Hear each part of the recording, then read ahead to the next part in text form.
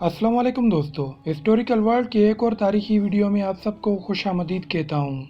दोस्तों, जंग अजीम अव्वल और दोयम ने जहां दुनिया के नक्शे में गैर मामूली रद्दोबदल की, वहीं इन जंगों के दौरान कई खुशगवार और अलमनाक वाकयात रोनमा हुए। आज की इस वीडियो में हम आपको एक ऐसे जहाज का वाकया सुनाने जा रहे हैं जिसे हिटलर के साइंसदानों ने जंग अजीम दोयम के लिए तैयार किया था, लेकिन बाद में कुछ ऐसे वाकयात पेश आए कि इस जहाज को तारीख का मनहूस तरीन जहाज करार दिया गया। आखिर ऐसा क्या हुआ जिसकी वजह से इस जहाज को तारीख के मनहूस तरीन जहाज का नाम दिया गया? ये सब जानने के लिए वीडियो को एंड तक देखें। लेकिन वीडियो में आगे बढ़ने से पहले आप सबसे दरख्वास्त है कि अगर आप तारीख में दिलचस्पी रखते हैं और अगर आपने हमारे चैनल को सब्सक्राइब नहीं किया तो सब्सक्राइब कर लें और साथ में मौजूद बेल के बटन को भी दबा दें ताकि आपको हमारी आने वाली वीडियोस बगैर किसी रुकावट के मिलती रहें। और वीडियो पसंद आने की सूरत में लाइक कमेंट करके वीडियो को अपने दोस्तों के साथ शेयर कर दें ताकि आपके साथ दूसरों की मालूमात में भी इजाफा होता रहे।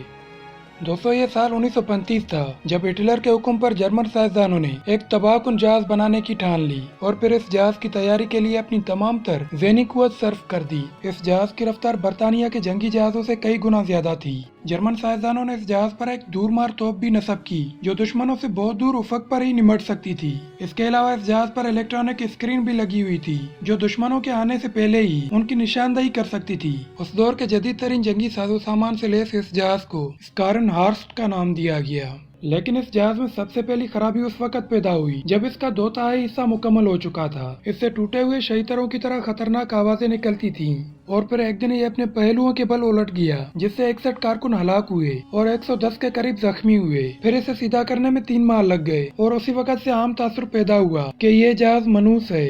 आखिर 4 साल बाद जहाज को समंदर में उतारने का वक्त आन पहुंचा। ऐसे वक्त में आला नाजी हुकाम हिटलर, हमलर, गोरंग, यशरफ और डोनीटर सभी अपने हमसायों पर एक तबाहकुन जहाज तैयार करने की अपनी मुहारत का रोप डालना चाहते थे। लेकिन एक बार फिर से कुदरत ने उनकी खुशियों पर पानी फेर दिया, क्योंकि जिस दिन जहाज को पानी में उतारा जाना था उससे एक रात पहले हादसाती तौर पर वो खुद ही समंदर में उतर गया और उतरते वक्त उसने कई जंगी कश्तियों को पीस डाला। इस तरह कुदरत के हाथों शिकस्त खाकर नाकामी को छुपाने के लिए ऐलान किया गया कि जहाज उतारने की रस्म रात ही को अदा कर दी गई थी।